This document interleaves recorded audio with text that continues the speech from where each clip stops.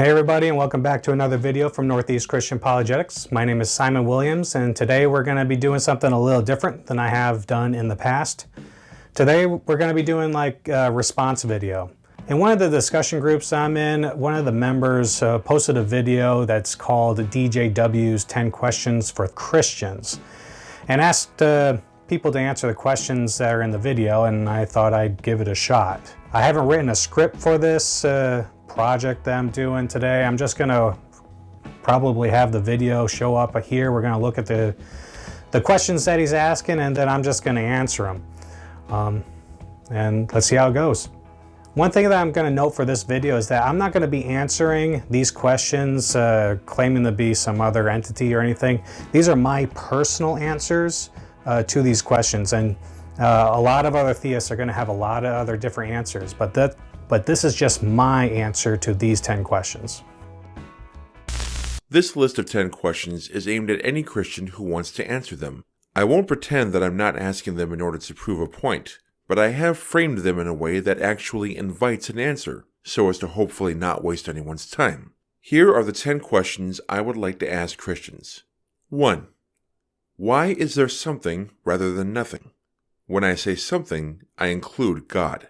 You believe that everything other than God exists because God created it, but why does God exist rather than not exist? If your answer is that God is somehow logically or metaphysically necessary, then what logical or metaphysical contradiction results from the non-existence of God? Alright, so the first question of the video is, why is there something rather than nothing? And it's always interesting to hear atheists use this question as a way of trying to understand why theists think that God exists, because this is the question that's the springboard for the Leibnizian cosmological argument, which very briefly runs something along the lines of everything that exists has an explanation for why it exists, whether in the necessity of its own nature or an external cause.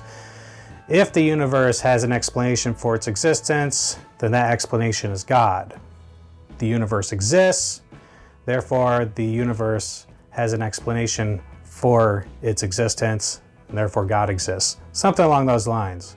So the Leibnizian cosmological argument deals primarily with the principle of sufficient reason, which is right there in the first premise. That everything that exists needs an explanation for why it exists. And so what needs to be demonstrated is that the principle of sufficient reason needs to be shown to be invalid in some way in order for me personally to doubt that, because it doesn't seem to me that the universe or this world that we're living in is some sort of metaphysically necessary being.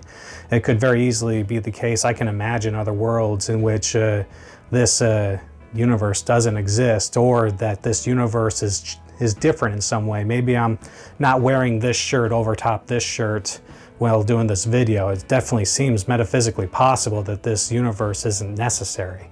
So why does something exist rather than not? Well, I personally don't like to say that God is a logically necessary being, because I would agree with the person in the video where he says you need to come up with a logical contradiction, and I don't think that there is a logical contradiction about God's non-existence, but I do think that God is a metaphysically necessary being. And the reason for that is because I think that every contingent thing needs some kind of explanation or cause. And in order to avoid a regress, something needs to exist, at least metaphysically, and cannot fail to exist if there's something rather than nothing. Otherwise, you run into this problem of brute facts, and at least I think that's a problem, where there is no explanation for why the world is the way that it is rather than not. There is no further explanation to that. And personally, I think that brute facts kind of are I think that we should favor explanations rather than no explanation. I'm convinced that the pursuit of explanation is what drives science and what drives our inquiry and questions. So to say that there is no explanation, especially when we still have so much to learn, and is just way too early in the game, from my perspective. So it needs to be demonstrated that God doesn't exist before saying that he can't be an explanation. It also needs to be demonstrated to me that the metaphysical principle that ex nihilo nihil fit is incorrect, where the idea that out of nothing, nothing comes. If there is something, then there needs to be, if there is something, that means that something else needs to either precede it or coexist with it.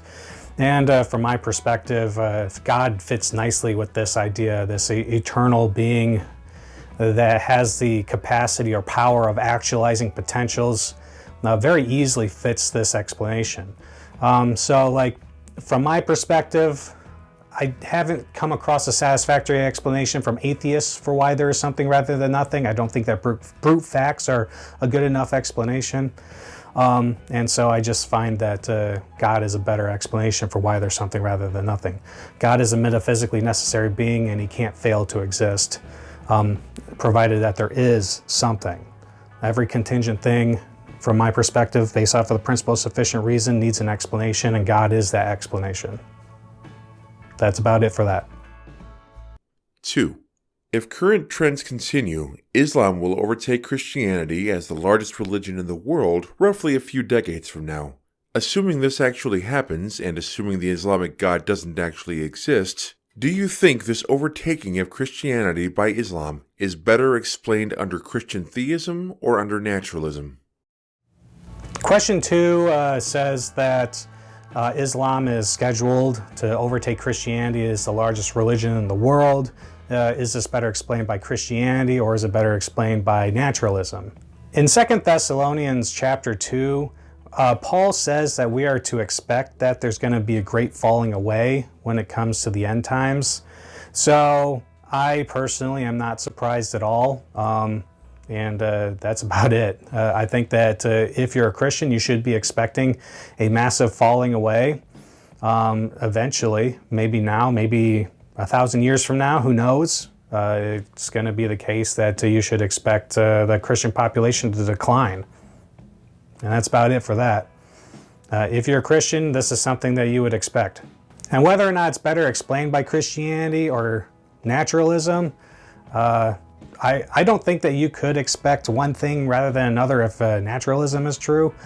I don't know what you would predict on that matter, but in Christianity, you definitely do predict that eventually there's going to be a falling away. On naturalism, to me personally, it's not so clear. But yeah, that's about it.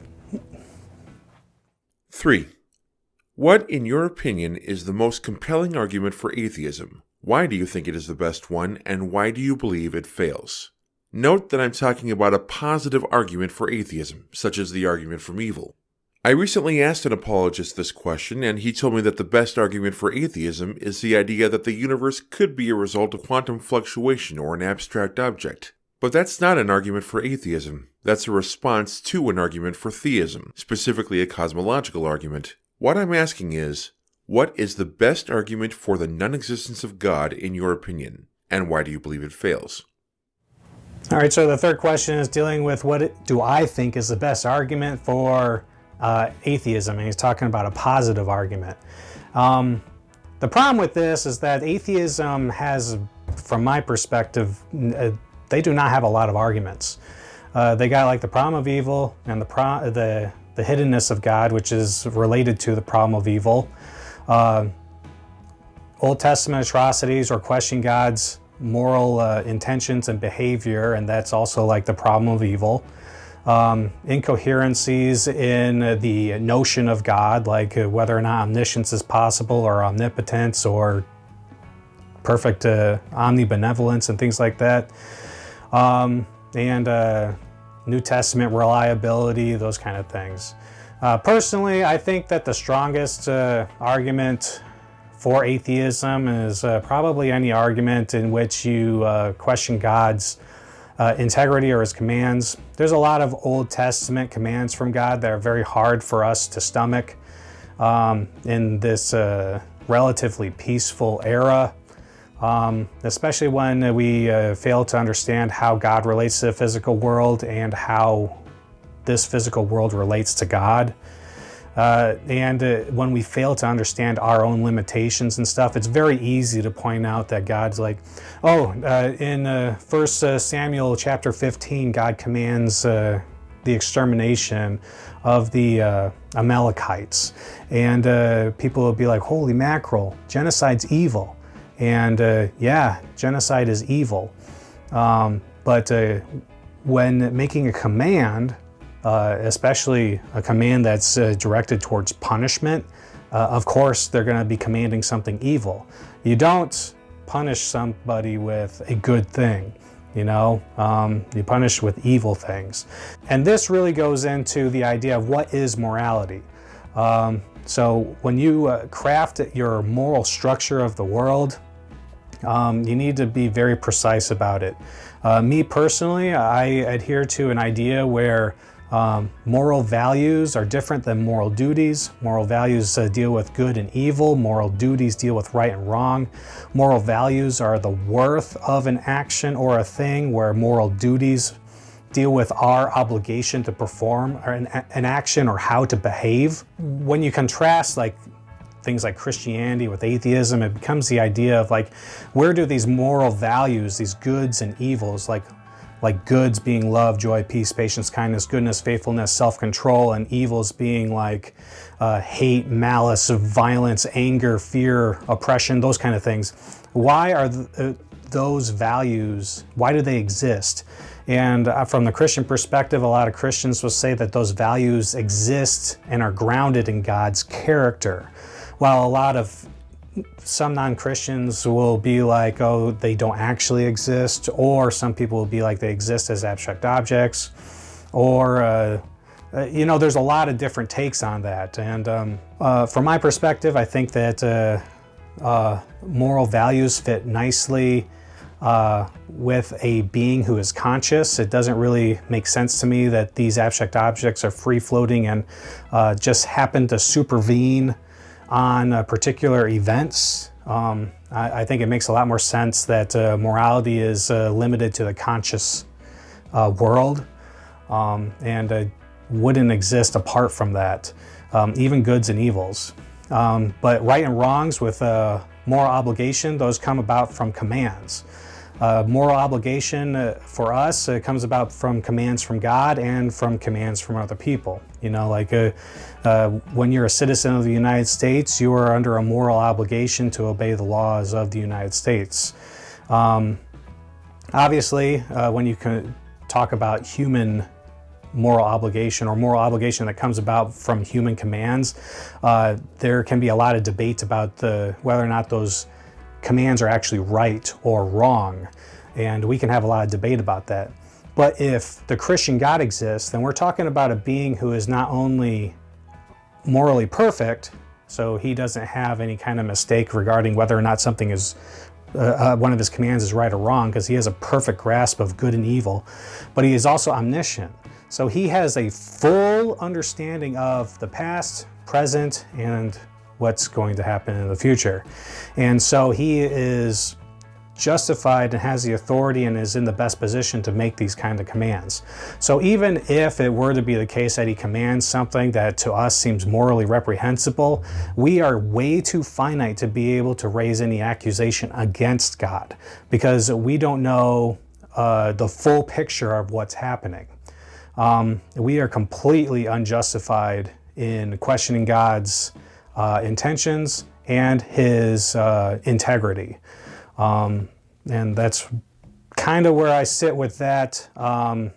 Like I said, I think that the strongest atheistic argument against God's existence is bringing up, especially the Christian God, is bringing up things that he's done in the Old Testament, and then really tugging on people's heartstrings and being like, you cannot explain Noah's global flood that killed millions of people. You can't explain that stuff. And the reason why that argument fails, from my perspective, is, well, the reason why it's so great is because it really tugs on your heartstrings, and it really puts the apologists on the back foot, because we are we apologists are way too finite to be able to provide an adequate explanation for that. We kind of just have to say, yeah, you're right, that's really hard to stomach, but I highly doubt, I am extremely skeptical that a perfectly good and omniscient being would not have morally sufficient justification for any action that he does. So that's why it fails, because we humans are way too finite to be able to be adequately justified in raising any kind of accusation against God. So that's my answer to that question. 4. Do you interpret verses such as Romans chapter 1 verse 20 to mean that God's existence is obvious to all and that all professed atheists are either lying or willfully suppressing the evidence? If so, how do you deal with the possibility that if you're wrong and there are atheists who are not willfully suppressing the truth, you have made their atheism self-justifying? Because if the existence of God entails that I am not an inculpable atheist, and I know that I am an inculpable atheist, that's all the proof I need that God doesn't exist. Can you truthfully say that that doesn't worry you? So the fourth question is dealing with, basically it's like a divine hiddenness argument, but it's kind of like a backfiring of it. For example, like Dr. Schellenberg's hiddenness argument deals with what he calls a strong epistemic situation in relation to theism.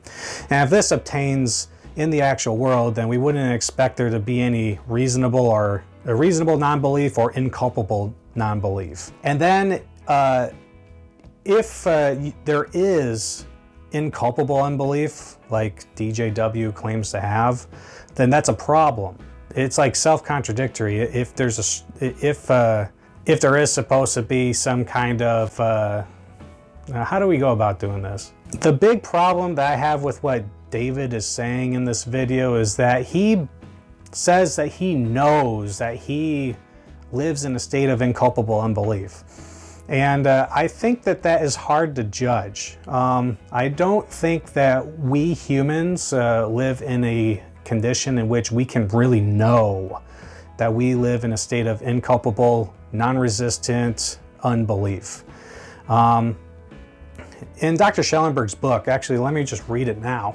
Oh, it's upstairs. All right, I got the book. It was upstairs, Divine Hiddenness and Human Reason. In Dr. Schellenberg's book, he says, he's quoting Penelham here, in which he says, it is just mistaken to suppose there are no moral tests involved in acknowledging a fact which we know for certain, as opposed to one which we judge to be merely probable. If the acknowledgement is a painful one, showing our failures and defects to the world, there are no limits to the ingenuity with which we will persuade ourselves that we do not know it after all, and will distract ourselves from paying attention to it. So, with that being said, like, how do you know that you aren't resisting and tricking yourself into believing that you don't know it?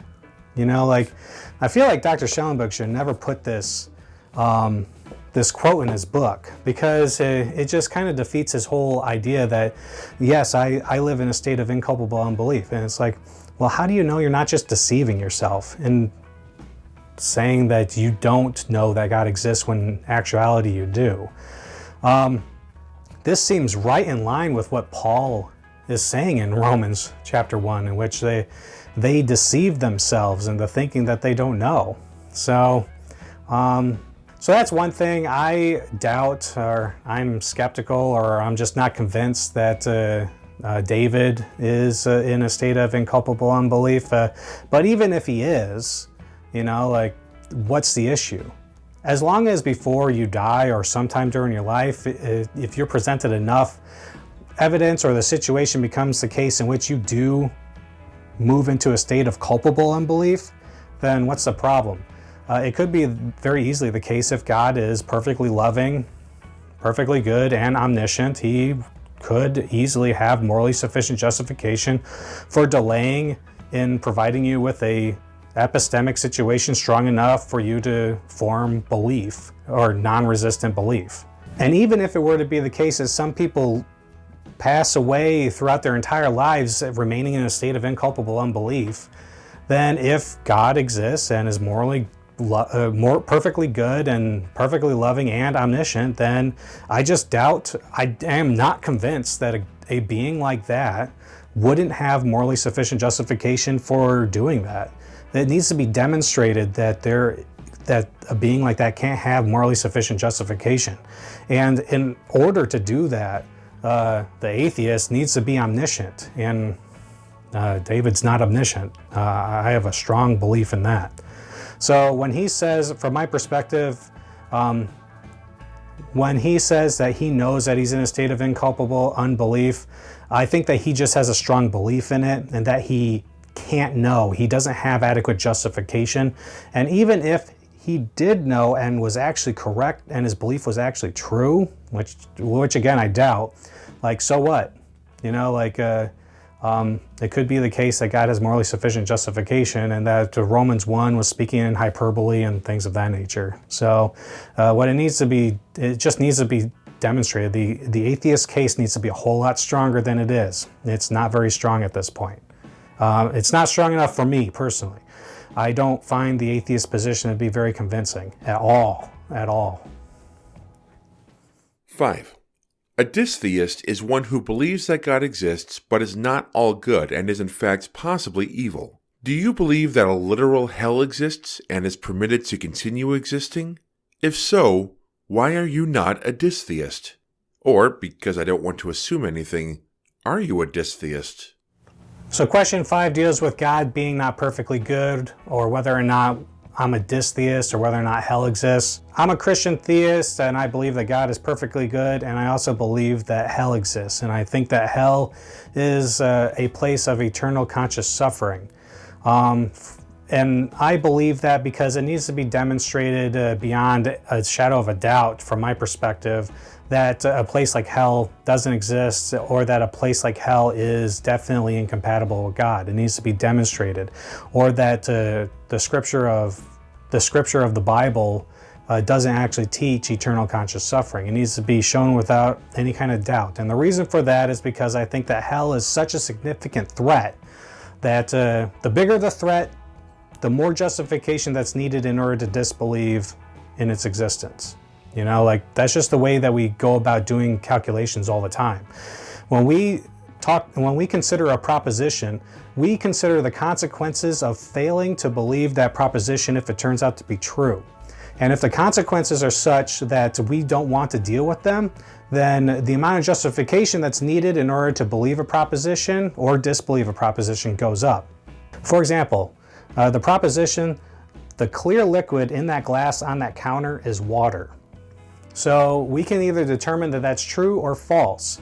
And when we calculate what we need, the amount of justification that we need for that glass is determined by the threats. And part of the threats can be ascertained through the context. If we're looking at a glass of water that's like on a bar counter in like Chili's or some sort of restaurant, it's pretty safe to believe that proposition. But if you're in like a nuclear chemistry laboratory and you see a clear liquid in a container on the counter, it is not safe to believe that proposition without doing some tests, either through like a pH strip, doing some conductivity, maybe a chloride strips, things like that. You know, like to determine whether or not that's actually water before you start drinking it, because you could be drinking like acid or something. So like the amount of justification needed for propositions is proportional to the amount of threats that are associated with it. And with the proposition God exists, there is a threat on the table that if you don't believe that this proposition is true and it turns out to be true, then you could be experiencing eternal suffering. And that's something that everyone should want to avoid. You know, so like I just think it's absurd or extremely imprudent that people wave it away without any kind of justification, or think that it needs to be demonstrated that hell exists prior to taking it seriously. No, that's not how this works.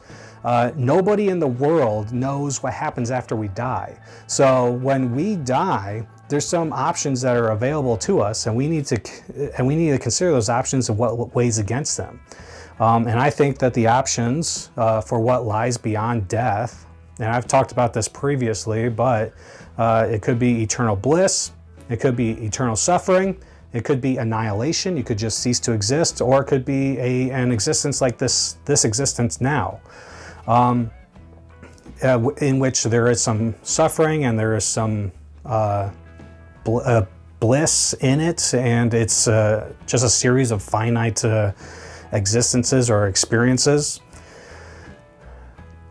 And whichever one is scariest, from my perspective, needs a lot more justification in order to prove that it's not true. You know, it needs to be demonstrated beyond any doubt that eternal conscious suffering doesn't exist. From my perspective, annihilation is just not scary. You know, like I don't care if I get annihilated after I die. It's not of concern to me. But I do care if I suffer for eternity.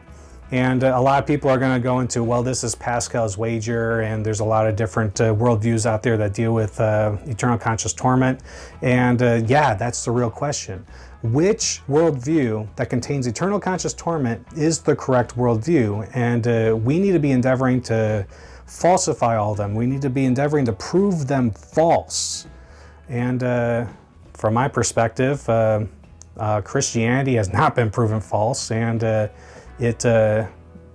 from my investigation, and there's a lot more to this, but from my investigation, Christianity wins out when compared to the other worldviews that teach eternal conscious torment, like Islam or Zoroastrianism or Wicca. There's really not that many. But yeah, and atheists have a tendency to want to make up possible world scenarios in which eternal conscious torment is a result, and I find that to be just ridiculous. We're dealing with, I think that we should be focused on worldviews that are well established in the human community, and worldviews that have been around for a long time, and just making up some ad hoc scenario where there's ECT is just, for me, not convincing. You can use that as justification for why you don't think that this deserves any of your time. That's fine. Whatever. Good for you. I'm not going to do that. I think that's ridiculous. 6. Do you believe that the Bible is inerrant, that it is free of error and contradiction? If so, how do you cope with the fact that there are lists of literally thousands of apparent errors and contradictions in the Bible, and only one of those apparent errors or contradictions needs to be an actual error or contradiction in order for the Bible to not be inerrant? If you do not believe the Bible is inerrant, what makes you think that the verses which promise salvation are not errors? All right, so question 6 deals with inerrancy and whether or not I think that the Bible is inerrant, and what do we do with the thousands of apparent contradictions that are associated with the Bible, and if one of them happen to be true, then that just throws out all of inerrancy. And if I'm not someone who believes in biblical inerrancy, then how do I deal with the fact that there are verses in the Bible that deal with salvation? What makes me think that those verses are not an error? Personally, I think that the Bible is inerrant with regard to how it presents God and who He is, and how we relate to God, and how humanity is, our behavior and our inclinations and things of that nature. So I think that there could very easily be errors in the Bible. I think that that's fine. And I think that there could be contradictions, but the key word there is he's right, there are thousands of apparent contradictions, and all the ones that I've ever seen are apparent contradictions. And a lot of people make way too much fuss about the supposed contradictions, where it's more like, is there one angel or two angels at the empty tomb? And they say that that's a contradiction when it doesn't. That's not how I understand what a contradiction is. A contradiction is a statement and then the negation, and they cancel each other out. 1 versus 2 is not a negation. They're just inconsistencies. So I don't think that that's an issue at all. I don't find that to be very compelling at all. And even if it were to be the case that there are direct contradictions in the Bible, I don't find those to be of any concern whatsoever. None of those contradictions that I've ever seen deal with cardinal teachings. And a lot of people will say that there's a contradiction in the Bible where they say that salvation is wrought by works or salvation is wrought by faith.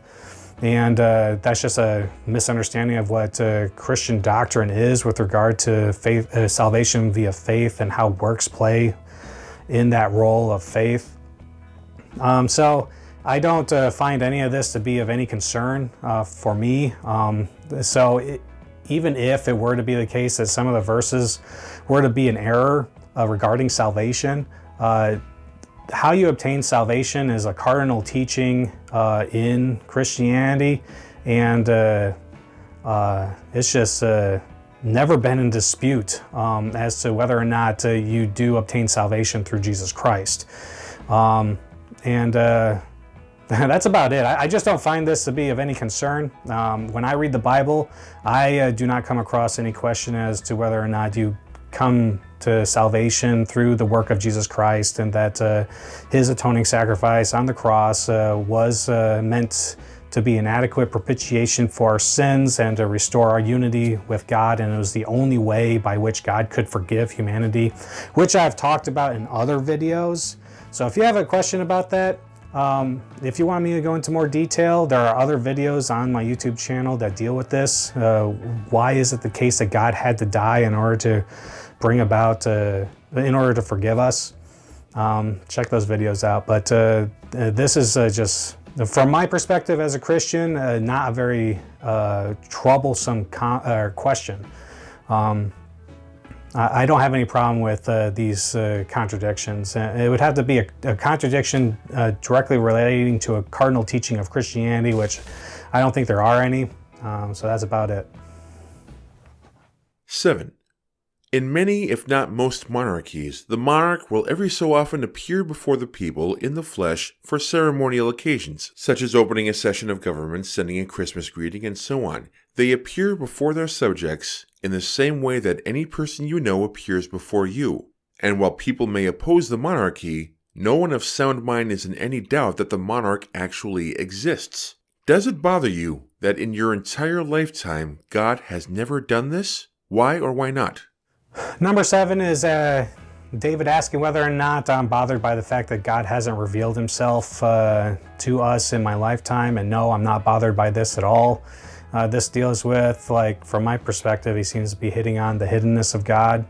And I think that, from my perspective, I think that a lot of the hiddenness of God has to deal with God's holiness, and that he has sufficient justification for withdrawing his presence from our experience, like direct experience. But that's not to say that there isn't a strong epistemic situation in relation to theism. I think the strong epistemic situation in relation to theism obtains in the actual world through analyzing the effects. I can't describe what that epistemic situation actually is, but if there were to be a strong epistemic situation in relation to theism, I would expect to see some things, one of which would be that I would expect to see, globally speaking, that atheism is uncommon, and it definitely is. I would also expect to see religious diversity, and we definitely do see that. And I would expect to see more adherence as you get closer to more to worldviews that contain more right beliefs regarding this perfectly loving God. And when you see the distribution of religious beliefs, it's very not even. It's heavily skewed towards the Abrahamic God, who is taught as a God of love. So over 50% of the global population believe in this Abrahamic God, who's a God of love. And then presumably, my fourth expectation is that presumably if this God of love is not racist, then you would expect one of those major beliefs to be fairly evenly distributed across the major regions of the globe, and we see that with Christianity. So, from my perspective, a strong epistemic situation in relation to theism obtains in the actual world, and that's all that God needs in order to make it so that, like, 90% of the global population believe in some sort of God. And I don't personally need God to show himself in order to believe in his existence. And most people are like that too. So that's about it. So no, it doesn't bother me at all that God hasn't shown himself. As a matter of fact, if he did, I suspect that I would be scared out of my mind, because I'm a very corrupt human being, and being placed in front of such righteousness would probably destroy me. 8. Methodological naturalism is the working assumption that God does not exist, which is necessary to do science. Because if we assume that God exists and has the power to affect results, then we cannot trust any results. Methodological naturalism does not entail metaphysical naturalism, which is the actual position that only the natural world exists and God does not exist. One can assume that God does not exist to do the work of science without actually believing that God does not exist, and in fact, many scientists do.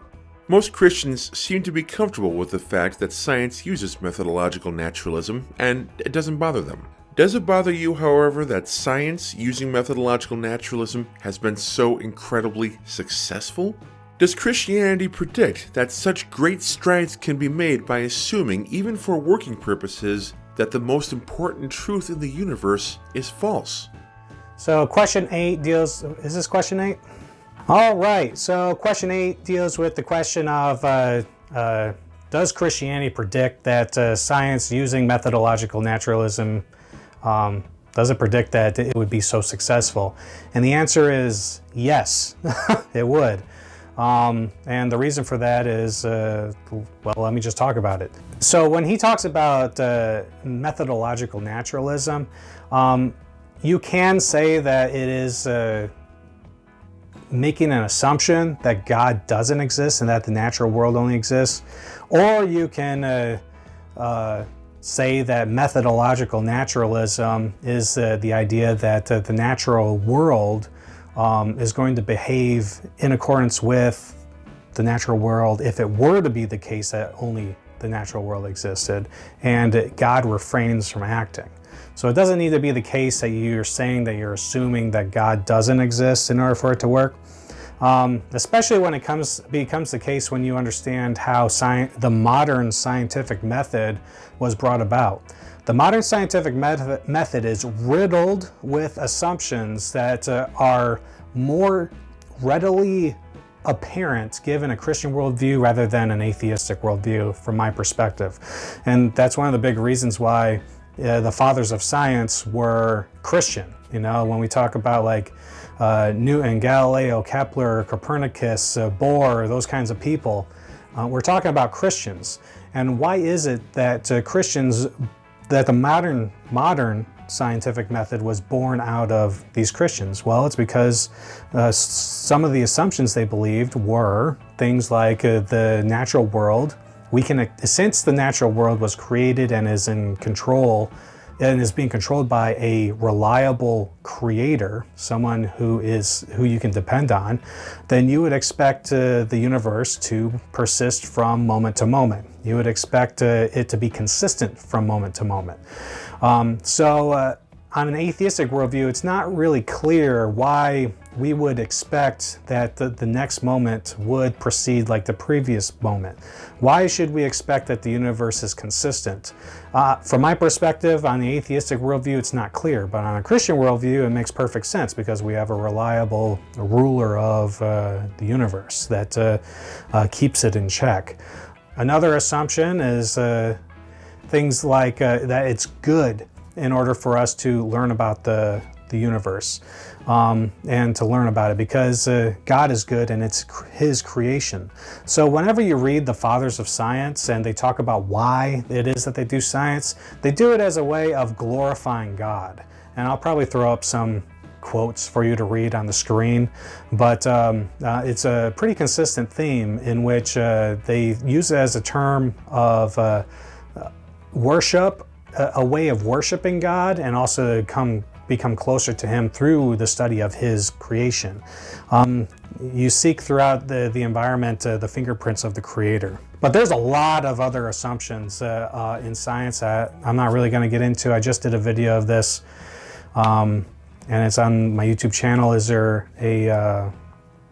a conflict between science and faith? So I talk about that more in that video if you want to check it out. 9. Suppose God appeared to you, and in such a way that left absolutely no doubt in your mind that it was God, and ordered you to commit a moral atrocity such as genocide. Would you do it? Number 9 is him saying that if God appeared to me and it left no shadow of a doubt that it was actually the Lord God Almighty, the Christian God that I actually worship. If he commanded me to commit a moral atrocity, would I? Personally, I hope that I would have the strength of character to actually pull it off. I highly doubt that in this current state that God would command somebody to do it, because the Christian nation as it is not in that kind of mode. And you can see this when James and John ask Jesus if he wants them to call fire from heaven on one of the cities for rejecting Jesus, and Jesus rebukes them. So I highly doubt that God would do this, but let's say for the sake of argument that he did, then I would hope that I would do it, because as I've said earlier in this video, I believe that a perfectly good being who is omniscient would have morally sufficient justification for making those kinds of commands. I don't know them. I certainly wouldn't know them, and I'm also not even in a position to question that kind of stuff. And this kind of idea may be easier for me because I was in the Navy, so it was not uncommon for me to receive a lot of orders in which I didn't understand the justification for those orders. And yeah, we would complain about them a lot. But I learned that often those complaints that we had were actually the things that were unjustified. So I'm familiar with receiving commands that I find to be stupid or incoherent or absurd or morally corrupt, and then later on finding out that I was in error. And I've learned to kind of just cool it with my finite knowledge. I think that a lot of humans need to learn that. 10. Think of the conceptual problems faced by the average Christian. To believe that a being who committed genocide, killing all but 8 members of an entire species of sentient beings, is worthy not just of respect but of worship. To believe that one man offering himself as a blood sacrifice atones for the misdeeds of an entire race, and that this is morally acceptable. To believe that the source of all truth and all wisdom allows the vast majority of the human race to live in falsehood. To believe that such an unfathomably large universe exists just for us in these few thousand square miles of a planet's surface. Christians have considered these problems, and they have arrived at answers that are, if not always intellectually fulfilling, then at least intellectually acceptable to them. Why could atheists, naturalist atheists who believe that only the natural world exists, not do the same thing with any perceived problems with naturalism that you might think of? Could they not arrive at answers that are intellectually acceptable to them? Whatever problem you might think of with atheism, whatever you think the deal breaker is, could atheists not think of a way around it? And if you admit that this is possible, and instead want to focus on the issue of what explains the data better, why should we not prefer the explanatory power of a worldview that does not posit a being who is worthy of worship but commits genocide, who is moral and just but accepts blood sacrifice, and so on? At the very least, isn't naturalism simpler?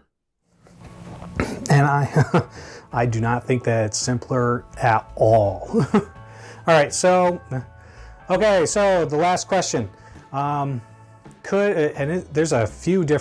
There's a lot going on in this question, and I'm just going to touch on a couple points.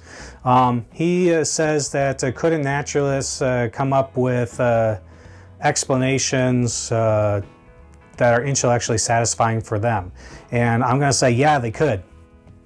That's perfectly fine. Yeah, I definitely think that they can and do, and often they come to find explanations that they find intellectually satisfying. But when you're asking if I find them intellectually satisfying, I personally don't. A lot of it has to do with brute facts, which I find to be unsatisfactory. The notion that he goes into with this question that naturalism is simpler than a Christian worldview, I find it laughable. I don't think it's simpler at all. I think it's way more complicated. the probability of a world like this existing is incalculable. It's ridiculous to even try to consider it, in my opinion, when you take into consideration all the instances that there are in the timeline of this universe, and how time works, and the placement of all the particles, and especially when you get into things like quantum mechanics and random number generation, and you're talking about an infinite number of other worlds existing in order for this one to even be coherent. It's not simpler. It's way more complicated. From a Christian perspective, the only calculation is whether or not God exists, and if he's a metaphysically necessary being, then if something exists, then he exists. You know, like he cannot fail to exist. So that's a 1-to-1.